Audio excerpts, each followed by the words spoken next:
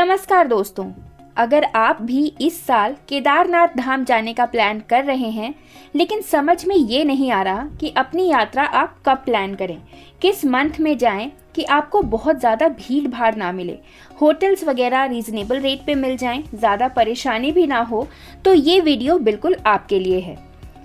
दोस्तों, अगर हम बात करते हैं केदारनाथ जाने के सबसे अच्छे समय की, तो हो सकता है कुछ लोग उस समय को बहुत अच्छा समझें जब उन्हें भीड़ बिल्कुल ना मिले, माहौल थोड़ा शांत रहे, जबकि कुछ लोगों के लिए अच्छा समय वो होगा जब केदारनाथ धाम के चारों ओर लोगों की अच्छी खासी भीड़ बाबा केदारनाथ के जयकारे लगा रही हो। चाहे आपको जैसा भी समय चाहिए, हम हर तरह की सिचुएशन के बारे में इस वीडियो में बात करने वाले हैं। तो दोस्तों, आइए बिना देर किए स्टार्ट करते हैं अपना ये वीडियो।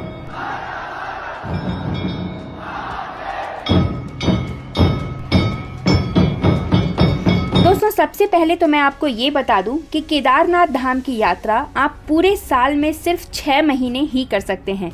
जैसे ही सर्दियां शुरू होती हैं, केदारनाथ धाम के कपाट बंद कर दिए जाते हैं। इन 6 महीनों का कुछ समय तो ऐसा भी है जब आपको किसी भी हालत में केदारनाथ धाम की यात्रा प्लान नहीं करनी चाहिए। जी हाँ, बिल्कुल सही सुना आपने, क्योंकि कुछ समय यहाँ मौसम इतना ज़्यादा ख़राब हो जाता है कि यहाँ आना बहुत रिस्की हो जाता है। हैवी स्नोफॉल, सड़कें बंद हो जाना, लैंडस्लाइड वगैरह इस धाम की यात्रा में आम बातें हैं। हालांकि आपको ये सुनकर डरने की बिल्कुल ज़रूरत नहीं है, बस आपको कुछ इम्पॉर्टेंट चीज़ों का ध्यान रखना है। वैसे भी दोस्तों, हम अगर किसी नई जगह पर जा रहे हों तो उस जगह के बारे में अच्छे से पता करके ही जाना चाहिए, ताकि बाद में हमें अपनी प्लानिंग करने में कोई प्रॉब्लम ना आए। इस साल 2024 में 10 मई से केदारनाथ धाम की यात्रा शुरू हो रही है। तो आइए देखते हैं किस महीने में आपको यहाँ क्या सिचुएशन देखने को मिलेगी। दोस्तों, जैसा कि मैंने आपको पहले ही बताया कि पूरे साल में मात्र 6 महीने के लिए ही केदारनाथ यात्रा होती है।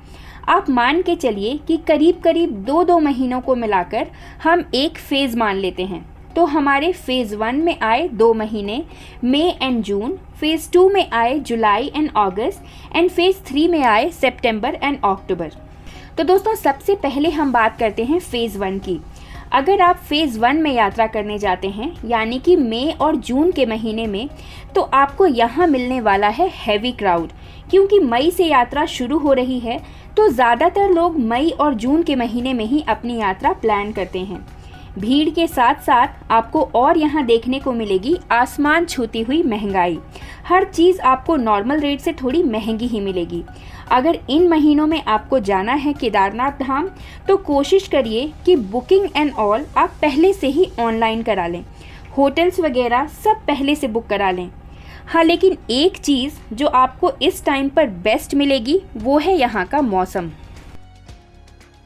ना तो हैवी रेन होगी, ना किसी लैंडस्लाइड का खतरा, जिसे अनुकूल मौसम कहा जाता है। प्रॉपर यात्रा करने वाला मौसम वो आपको इसी समय मिलेगा। होटल अगर आप पहले से बुक नहीं करा पाते हैं, तो यहाँ आकर इस समय आपको सारे होटल्स बुक्ड मिलेंगे।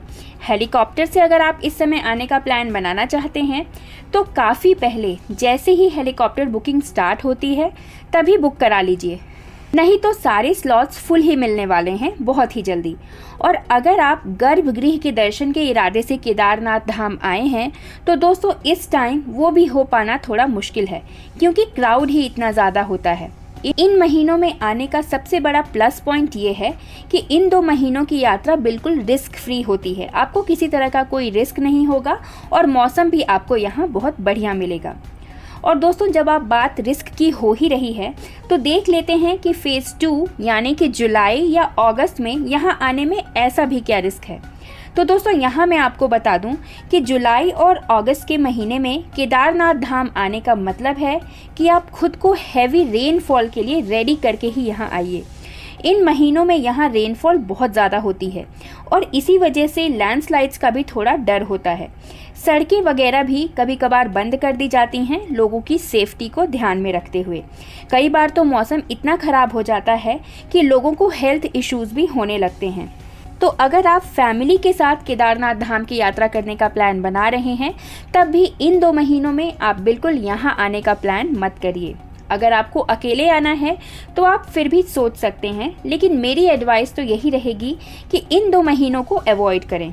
दोस्तों, हमने इन महीनों के नेगेटिव पॉइंट्स की तो बात कर ली, लेकिन इसके अलावा इन महीनों में यहाँ आने के कुछ फ़ायदे भी हैं।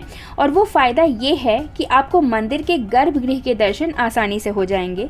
कारण आप खुद ही समझ सकते हैं, क्योंकि क्राउड कम होता है। और इस समय आपको हेलीकॉप्टर की टिकट भी अवेलेबल हो जाएगी, क्योंकि इस समय हेली यात्रा करने वाले लोगों का भी रश काफ़ी कम होता है।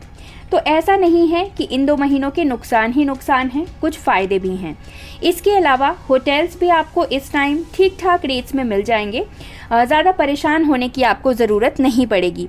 तो आप अपने अकॉर्डिंग प्लान बना सकते हैं कि आप इन महीनों में यहाँ आना चाहेंगे या फिर नहीं। अब नेक्स्ट फेज़ की तरफ चलते हैं, जो कि है फेज़ 3, मतलब कि सितंबर एंड अक्टूबर का महीना। तो दोस्तों, अगर आप थोड़े सस्ते में केदारनाथ धाम के दर्शन करना चाहते हैं तो बिना सोचे समझे इस फेज़ में यहाँ आ जाइए। इन 2 महीनों में यहाँ आपको क्राउड एंड वेदर दोनों नॉर्मल मिलेंगे। ऐसा नहीं है कि क्राउड बिल्कुल नहीं होगा, लेकिन नॉर्मल होगा। बहुत ज़्यादा क्राउड इस समय आपको यहाँ देखने को नहीं मिलेगा। होटल्स वगैरह भी नॉर्मल रेट्स पे आपको मिल जाएंगे। जो यहाँ के होटल के नॉर्मल रेट्स हैं, आपको वही पे करना पड़ेगा। अगर आपको गर्भगृह के भी दर्शन करने हैं तो वो भी हो जाएगा। हेलीकॉप्टर से यात्रा अगर आप करना चाहते हैं तो उसके टिकट्स भी ईजिली अवेलेबल हो जाएंगे। हाँ, लेकिन आपको बुकिंग तो पहले से ही करानी होगी। कई बार तो कुछ डिस्काउंट पर भी हेलीकॉप्टर के टिकट्स मिल जाते हैं। तो कुल मिलाकर ये बेस्ट टाइम होता है यहाँ आने का। आप इन 2 महीनों को सबसे अच्छे महीनों में काउंट कर सकते हैं। हाँ, लेकिन ठंड आपको इस समय बाकी महीनों के कंपैरिजन में थोड़ी ज़्यादा मिलेगी। तो अपनी पैकिंग आप उसी हिसाब से करिए, क्योंकि आप मान के चलिए कि इन 2 महीनों के बाद केदारनाथ धाम के कपाट बंद कर दिए जाते हैं। और बंद करने का रीज़न यही होता है कि उसके बाद ठंड बहुत ज़्यादा बढ़ जाती है, हैवी स्नोफॉल यहाँ देखने को मिलता है। तो दोस्तों, आप मान के चलिए कि इन 2 महीनों से ही यहाँ पे ठंड की शुरुआत हो जाती है। टेम्परेचर अच्छा खासा नीचे चला जाता है। तो आपको उस हिसाब से अपनी पैकिंग करनी होगी। बाकी दोस्तों, मनाही किसी भी महीने में यहाँ आने की नहीं है। आप इन 6 महीनों में से अपनी सुविधा के हिसाब से कोई सा भी महीना चूज कर सकते हैं। कब कैसी परिस्थिति मिलेगी उसका एक अंदाज़ा मैंने आपको बताने की कोशिश की है। तो बस उस हिसाब से स्वयं को तैयार करिए, रजिस्ट्रेशन कराइए, पैकिंग करिए और आ जाइए बाबा केदारनाथ के धाम में।